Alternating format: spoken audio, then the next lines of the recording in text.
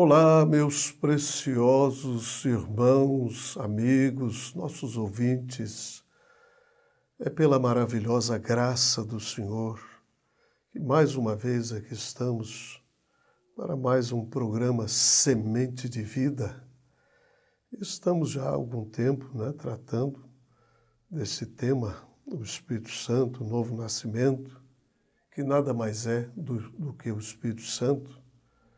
Vimos na programação passada o que é o Espírito Santo.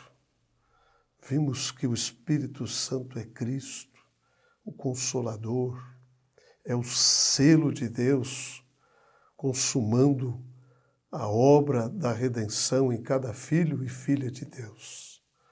E nessa programação nós vamos continuar ainda no mesmo tema, tratando do mesmo assunto, porque, como diz o nosso profeta, esse assunto ele é tão profundo e não tem como a gente não gastar muito tempo nele, explorando e nos deliciando com essas coisas maravilhosas que Deus nos tem dado através do seu profeta, o sétimo anjo de Apocalipse 10:7. Eu estou aqui ainda com a mensagem O que é o Espírito Santo? E ele nos diz que a semente de Abraão é a que herda todas essas bênçãos da redenção. E nós encontramos aqui no Evangelho segundo São João, no capítulo 16, no versículo 7, diz assim: Todavia vos digo a verdade, que vos convém que eu vá, porque se eu não for, o Consolador não virá a vós. Mas se eu for, enviá-lo-ei. E quando ele vier, convencerá o mundo do pecado e da justiça e do juízo, do pecado, porque não crê em mim, da justiça, porque eu vou para o meu Pai e não me vereis mais, e do juízo, porque já o príncipe deste mundo está julgado. E eu quero mostrar para vocês que o Espírito Santo também é um advogado. E a Bíblia nos diz lá em 1 João, no capítulo 2, do versículo 1, versículo 2, Meus filhinhos, estas coisas vos escrevo, para que não pequeis. Mas se alguém pecar, nós temos um advogado para com o Pai, Jesus Cristo, o justo. Ele é a propiciação pelos nossos pecados. E não somente pelos nossos pecados, mas também pelos de todo o mundo. Portanto, meus preciosos amigos e irmãos, o Espírito Santo é, sem sombra de dúvida alguma, um advogado. E o que faz um advogado? Ele advoga, ou seja, tem misericórdia, ele se põe no nosso lugar, ele faz coisas que nós não podemos fazer. Ele é a propiciação pelos nossos pecados. É a minha justiça. Ele é a tua cura, a minha cura. Ele é a tua vida, a minha vida. Ele é a tua ressurreição, a minha ressurreição. Tudo que Deus tem para nós. Ele é um advogado. Como podemos entrar nos detalhes para explicar como é que ele faz intercessão por nossa ignorância. Algumas vezes, ignorantemente, nós titubeamos. E olha, mesmo tendo o Espírito Santo. O Espírito Santo, então, está ali para advogar por nós. Ele é o nosso advogado. Ele está ali para interceder por nós. E a Bíblia diz que o Espírito Santo intercede por nós com gemidos inexprimíveis. Não temos como intercedermos por nós mesmos, porque é o Espírito Santo quem intercede por nós. É o Espírito Santo que, com palavras que nem mesmo podemos entendê-las, ele faz intercessão por nós. Isto é o que é o Espírito Santo. Estamos andando num mundo escuro, cheio de inimigos, cheio de pecado, cheio de tramas, cheio de tudo que é mal. Mas, se temos o precioso Espírito Santo, nós não temos o que temer. Temos um advogado e ele está ao nosso lado. Ele está em nós e ele faz intercessão por nós. O Espírito Santo está continuamente advogando por nós durante todo o tempo, diuturnamente.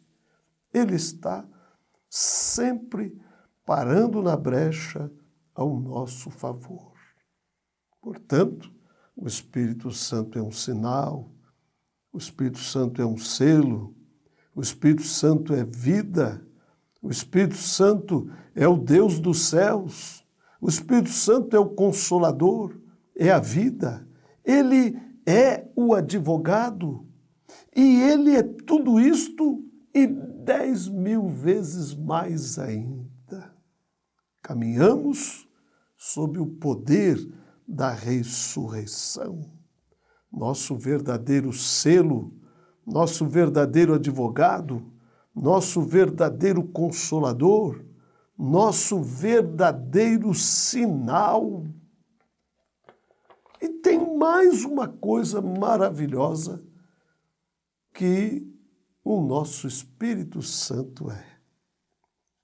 A Bíblia nos diz lá em Isaías, no capítulo 10, ou no capítulo 28, no versículo 10 e 12, porque é mandamento sobre mandamento, regra sobre regra, regra sobre regra, um pouco aqui, um pouco ali, pelo que por lábios estranhos e por outra língua falará a este povo, ao qual disse: este é o descanso, dai descanso ao cansado. Este é o refrigério, mas não quiseram ouvir. Algumas pessoas dizem que nós devemos guardar o dia de sábado. Eu não estou aqui para rechaçar ou mesmo para criticar de quem quer que seja, de igreja alguma, de religião alguma.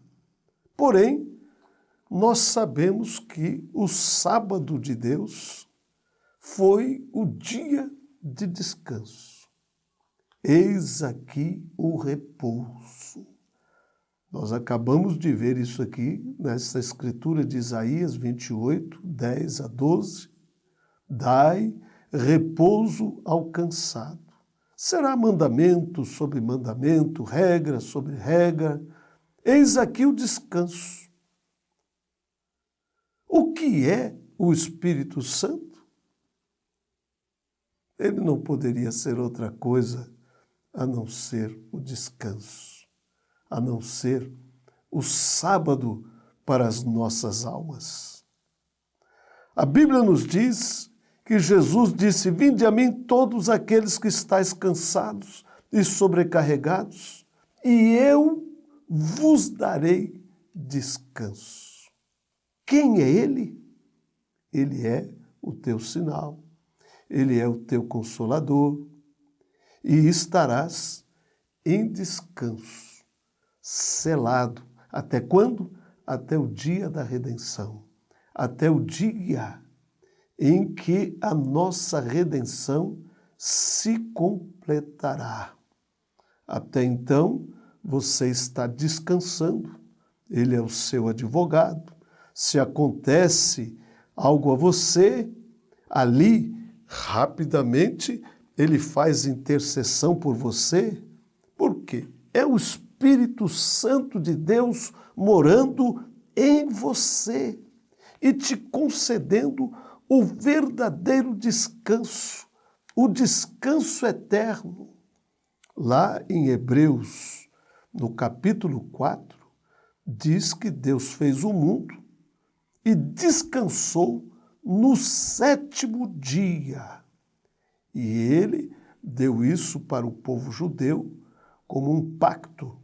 Por certo tempo, eles vão e descansam um dia e logo regressam ao primeiro dia da semana, começando de novo. Mas este não é o descanso do qual Deus falou. Quando Deus fez o mundo em 6 dias, Ele foi e descansou, e isto foi dali em diante. Isto acertou tudo. Ele não regressou no primeiro dia novamente para começar de novo. Isto era somente uma sombra. Nós sabemos que uma sombra aponta para algo real, para o positivo. A Bíblia também nos diz lá em Hebreus, no capítulo 4, porque se Josué lhes houvesse dado repouso, eles não falariam de um outro dia. De que dia de repouso estava ele falando?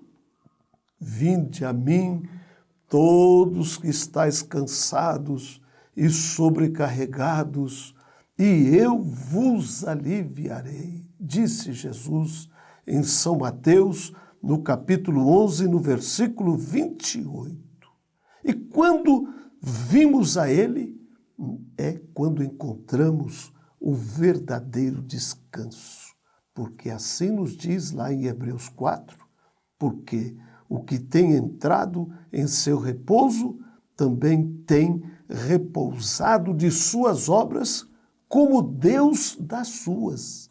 Isto é, quando Ele fez o mundo para nunca mais regressar, aquilo ficou consumado. Por quanto tempo? Por quanto tempo você está selado com o Espírito Santo? A Bíblia diz que até o dia da redenção. É uma obra consumada. E ali está o descanso. Quando você recebe Cristo, você recebe o descanso. Você recebe o selo. É uma obra consumada. Até quando? Até o dia da redenção.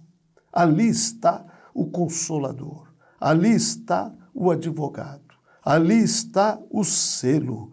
Ali está o libertador.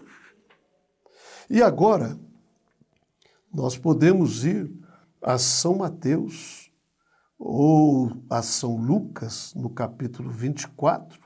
Vamos ver o que Jesus disse aqui. Estas foram as suas últimas palavras antes dele deixar a terra, quando ele já estava subindo para a glória, ou seja, quando ele estava ascendendo aos céus. Estas foram as suas palavras que ele dirigiu aos seus discípulos. Eis que sobre vós enviarei a promessa de meu Pai, a promessa da qual Isaías disse que viria, porque por lábios estranhos e em outra língua falarei a este povo. Ou seja, enviarei sobre vós o meu repouso. Aquilo que Joel 2:28 nos diz. E será nos últimos dias, diz Deus, derramarei do meu espírito por sobre toda a carne. E os vossos filhos e as vossas filhas profetizarão, os anciões terão visões. E assim nós temos a obra de Cristo materializada nesta hora final, por sobre a vida de um povo que tem se enchido com o seu precioso Espírito Santo. E assim é a sua promessa: trarei a semente de Abraão a este pacto e selarei cada um deles e derramarei por sobre cada um deles o meu precioso Espírito.